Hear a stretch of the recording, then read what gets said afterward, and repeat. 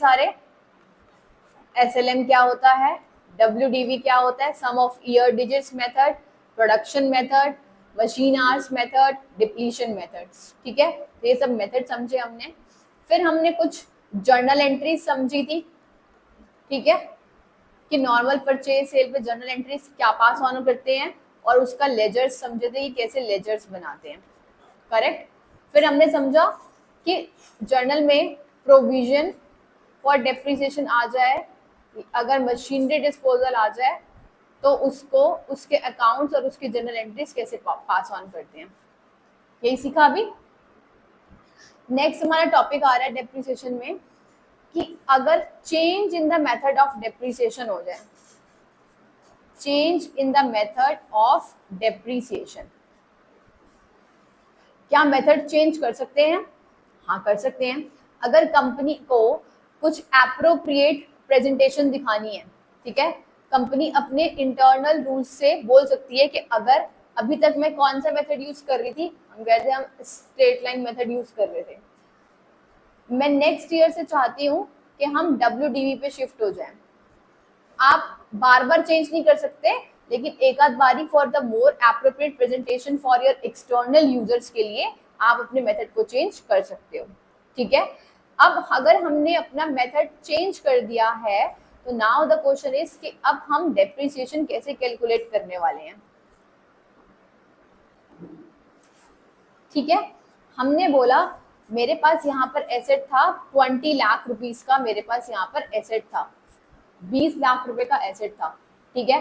20 lakh rupees का asset था जिसके ऊपर मैं 10% स्ट्रेट लाइन मेथड से मेथड फॉलो करती थी, राइट। हुआ क्या, नेक्स्ट ईयर ये था मेरा, सपोज करो ईयर 1, मैं ईयर 2 पे क्या कर रही हूँ, मैं कह रही हूँ अरे ऐसे करते हैं 10% WDV चार्ज करेंगे फ्रॉम ईयर 2 ऑनवर्ड्स, ठीक है। अगर मैं ईयर 10 के डेप्रिसिएशन की बात करूं तो 20 लाख का 10%, ईयर 1 का मेरे पास डेप्रिसिएशन कितना आया, 2 लाख रुपए, ये डेप्रिसिएशन आया। तो आज ईयर 2 की स्टार्टिंग में मेरे पास WDV एसेट का कितना है, WDV of an asset amounting ₹18 lakh, right. आज 18 लाख हो गया वैल्यू। बट अगर मुझे ईयर 2 का डेप्रिसिएशन कैलकुलेट करना होता ओरिजिनल कॉस्ट से, तो मैं दोबारा 2 लाख रुपए करती, यही डेप्रिसिएशन माइनस करती ना। बट ये डेप्रिसिएशन तो करने के लिए नहीं कह रहे, आज मैंने ईयर 2 में अपना मेथड चेंज कर दिया, तो मतलब मैं आज डेप्रिसिएशन कितना चार्ज करूंगी, 1,80,000। जिस पॉइंट ऑफ टाइम से आपने अपना डेप्रिसिएशन चेंज कर दिया, वहां से हमारी कैलकुलेशन चेंज हो जाएगी, और मेरे पास written down value of the asset कितनी बचेगी, 18 लाख माइनस 1,80,000 बचेगी। समझ में आता है? क्वेश्चन करेंगे तो और भी समझ में आएगा। सिमिलरली ये तो हमने मेथड चेंज करा, SLM से WDV कर रहे हैं। सिमिलरली क्या होता है, हम लाइफ ऑफ एन एसेट को भी रीअसेस्ड कर सकते हैं। Life of an asset reassessed करा जा सकता है, मतलब मैंने एसेट लिया, ठीक है, एसेट मैंने परचेज करा, मैंने बोला 50 लाख रुपए का एसेट है जी, ठीक है, 50 लाख रुपए का एसेट है, मैंने बोला इसकी लाइफ ना 10 इयर्स की है। मेरे पास रेट तो था नहीं, है ना, मेरे पास रेट नहीं था, तो मेरे पास यहाँ पर डेप्रिसिएशन कितना कैलकुलेट करा मैंने, ईयर 1 का डेप्रिसिएशन कितना कैलकुलेट करा, 50 lakh divided by 10 which is 5 lakh. कैसे निकाला, 50 lakh divided by 10 years, right. आपको 4th ईयर में पता चला, आपने 4th ईयर के एंड पे मेरे पास, अगर मैं लाइफ को 10 साल ही कंसिडर कर रही हूँ तो कितने साल बच गए, 6 इयर्स, है ना।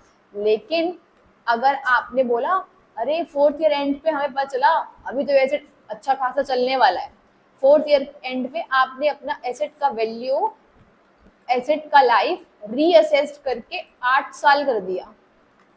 अगर हमने वैल्यू रीअसेस्ड करके 8 इयर्स कर दी, तो अब मुझे करना क्या पड़ेगा, भाई फोर्थ ईयर के एंड पे हर साल का डेप्रिसिएशन ईयर 1 का 5 लाख लगा, ईयर 2 का भी 5 लाख लगा, राइट, 3 का भी 5 लाख लगा और 4 का भी 5 लाख लगा, ट्रू।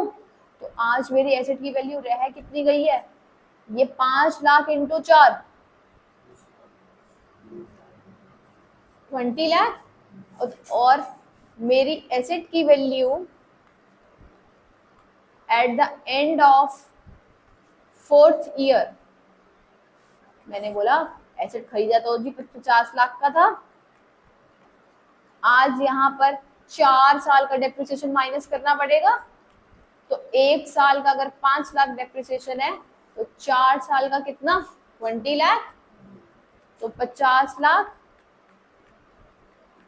माइनस 20 लाख, मेरे पास एसेट का वैल्यू कितना है at the end of fourth year, 30 lakh हो गया, है ना। अब करना तो मुझे 5-5 लाख ही चाहिए, लेकिन आज फोर्थ ईयर के एंड पर जाकर मैंने एसेट की वैल्यू रीअसेस कर ली है, तो यहाँ पर आज अब इस 30 लाख को मैं डिवाइडेड बाय 6 नहीं 8 कर दूंगी, और जितना डेप्रिसिएशन आएगा वो मेरा अगले 8 सालों का पर एनम का डेप्रिसिएशन कैलकुलेट हो जाएगा। हमने अपनी एसेट की वैल्यू 6 रह गई थी, अगर मैं इसको डिवाइडेड बाय 6 ही करूं, है ना, तो 5 लाख ही आएगा जो आता रहा अभी तक आ रहा था। 10 साल की लाइफ लेने से जितना एसेट का वैल्यू आ रहा था 30 लाख डिवाइडेड बाय 6, तो 5 लाख ही आएगा जो आ रहा था, दिक्कत ही नहीं किसी प्रकार की। उन्होंने कहा, कंपनी कह रही अरे अरे मैं अपने एसेट की लाइफ ना 8 साल ले रही हूँ, आज 4 साल के बाद भी मेरा एसेट अभी 8 साल तक और चलेगा। एसेट की लाइफ को रीअसेस्ट करा हमने, जब मैं अपने एसेट की लाइफ को रीअसेस्ट करती हूँ इट मींस मेरा डेप्रिसिएशन का कैलकुलेशन भी रीकैलकुलेट करे जाएगा, तो now the value will be different, correct.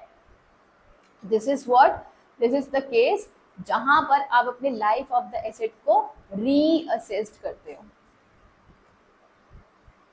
ठीक है। तो आपको करना क्या पड़ेगा, आपको 4 साल के बाद का WDV अपना एसेट का निकालना पड़ेगा, समझ रहे हो। 4 साल का WDV निकालोगे तभी तो जाकर उसको डिवाइड कर पाओगे कि कितना साल का रीअसेस कर रहे हो। सिमिलरली यहाँ पर भी जब हमने अपना WDV SLM से WDV में चेंज कर दिया, तो जिस टाइम से चेंज कर दिया वहां का डेप्रिसिएशन का अमाउंट अलग हो जाएगा।